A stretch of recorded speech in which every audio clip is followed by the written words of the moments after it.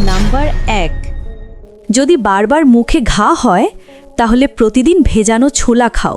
Number 2, যদি তুমি দ্রুত দুর্বল হয়ে পড়ো তাহলে কাজু বাদাম খাও।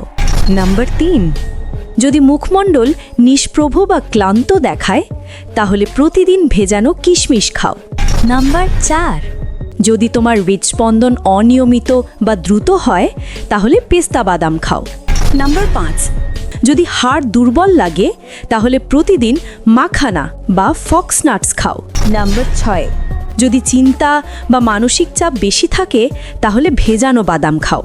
নাম্বার 7, যদি কোষ্ঠকাঠিন্যে ভোগো তাহলে সকালে খালি পেটে ভেজানো ডুমুর খাও।